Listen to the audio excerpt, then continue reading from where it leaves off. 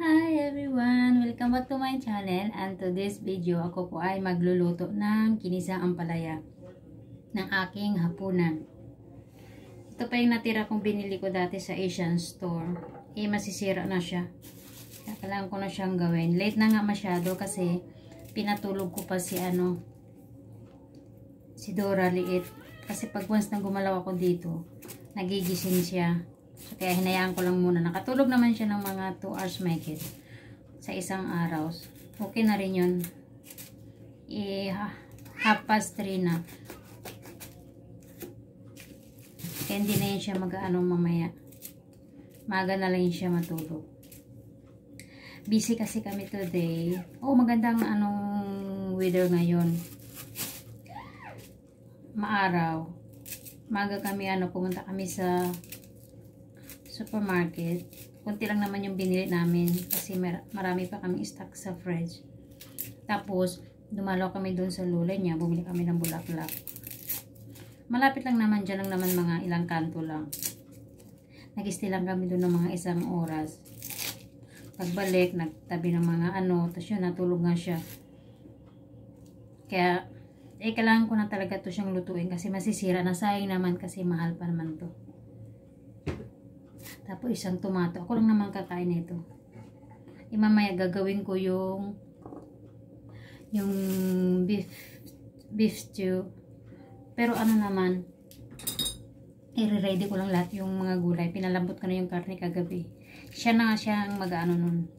Siya na magtitimpla, siya na magsalang sa slow cooker para bukas. Isasalang namin siya mamaya, tapos i-off namin bago kami umakyat. Tapos on siya bukas maghapon. Kasi sa hapon pa namin yung kakainin. So tamang-tama, malambot na rin. Super malambot na yung karne. Yun lang kakainin namin bukas. Sana din maganda din yung weather para makalabas kami or makapunta kami somewhere else.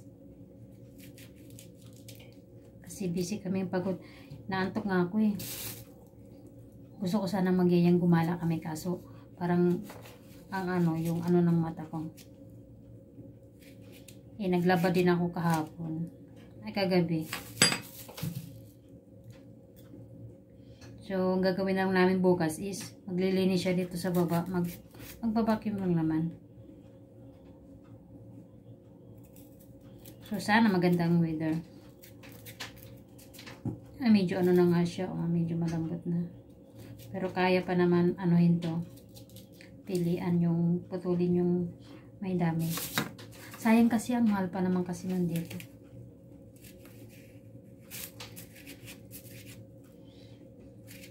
For sure may matitira pa to para bukas. So in case na siguro tanghalian, for tanghalian. Ito pa rin maulam ko. May pagkain naman si Dora, binilang ko siya kahapon ng mga ready na food sa Sainsbury. Kaya mamaya ang hapunan niya is mag-yogurt lang siya. Kasi bukas, pwede naman siyang kumain ng yung lulutuin ng daddy niya.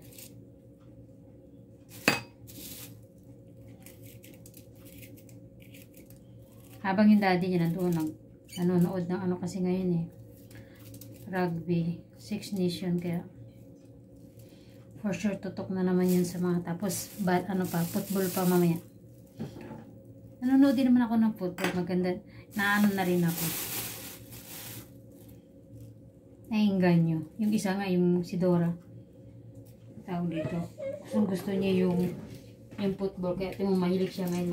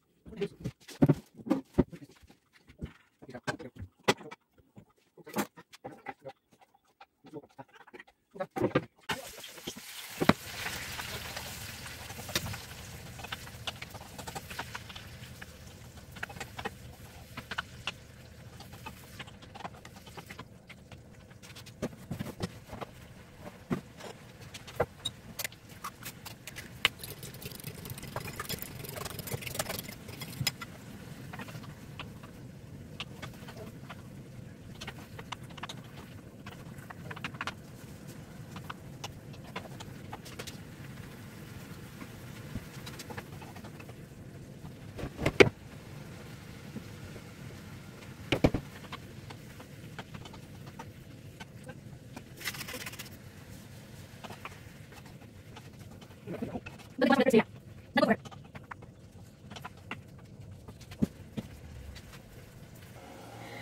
ito yung sa beef stew namin para bukas. May ano ko. Celery. Mga 3 piraso lang. Tapos may carrots kami. Tapos kamote. Tapos ano bang tawag dito? Masarap to eh. Yung medyo ano siya. Medyo matamis. Lalo pag ilagay mo siya sa oven. Gustong gusto ko. Tapos may gravy. Tapos, eto. Ano bang tawag doon? Nakalimutan ko. Wala kasi sa plastic. Tapos, onion lang. Shadow move little there. Ito, hugasan ko naman. Malinis naman itong mga, ano dito, mga gulay. Pag naka-plastic. Pero hugasan ko pa rin. Kaming dalawa lang kakain nito guys. Makikita niyo isang kasirola yung, ay hindi naman kasirola, yung sa slow cooker na ano. Dalawa lang kami kakain nito, pero maghapon na to. Dati kasi yung lola niya yung nagluto nito. Gustong gusto ko kasi masarap. At ganito tong ano na nabili ko. Ano. Gusto ko yung lasa, tapos ano niya ang lapot. Ngayon, siya magluluto. Nagluto siya nung nakaraan. Kaso, iba yung ano, iba yung timpla. Pero okay na rin naman. Naubos naman namin lahat yung ano.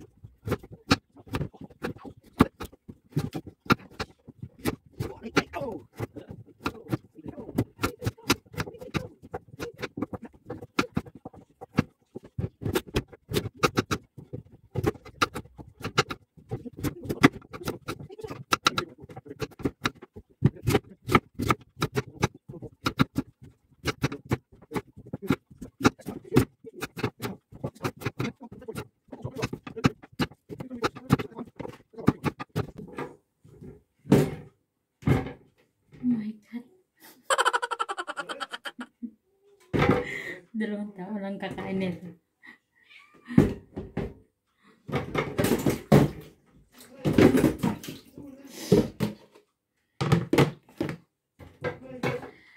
Grabe, dalawa lang kaming kakain nito. Ang dami.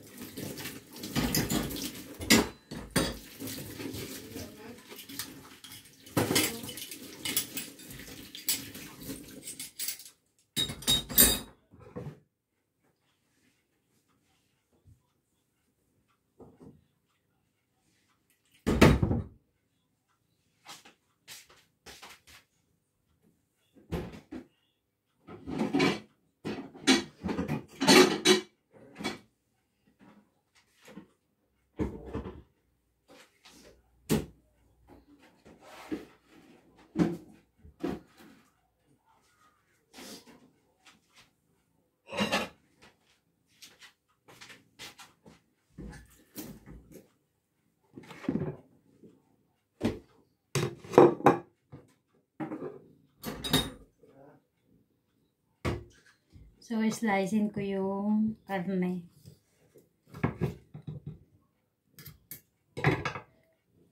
Malambot na rin naman siya. Pero kasi ito, kasi bukas guys, ito lang kakainin namin. Wala tong kasamang kanin.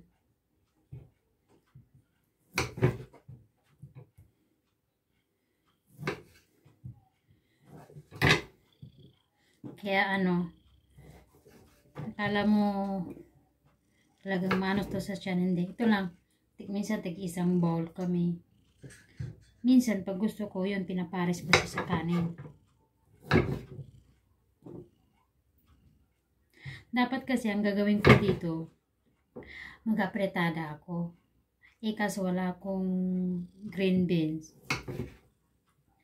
Hindi rin naman siya ayaw niya din siya makain nun ay kumakain pero tikim lang. Kaya ginawa ko, sabi ko mag-beef stew na lang kami. Siya yung magluto.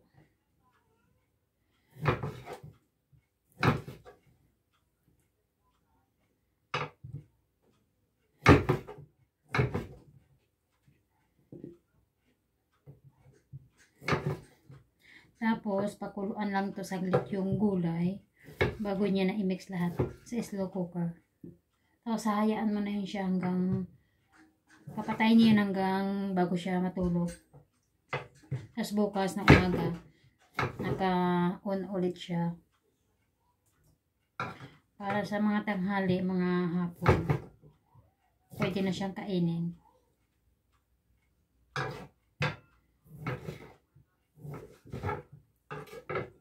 Tapos yung beef namin, ito lang, ganito lang siya kadami.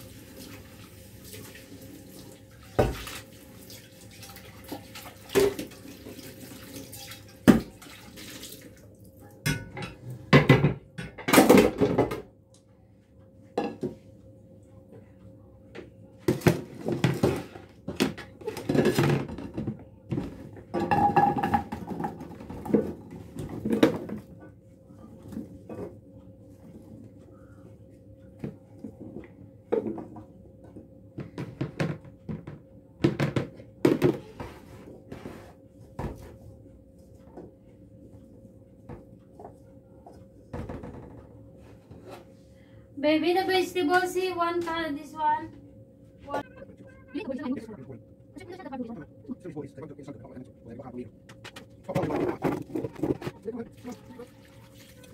Sorry, bawa na ko lang.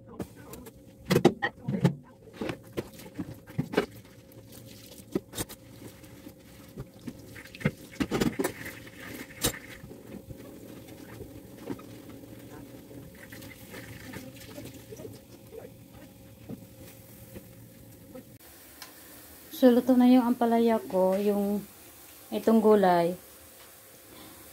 Hindi siya kinaya ng isang pot, kaya dalawang salang siya. Pero kakasya naman ito mamaya doon sa slow cooker. Natawa ko doon sa ginawa kong hinanda akong mga gulay. Sobrang dami talaga siya, guys.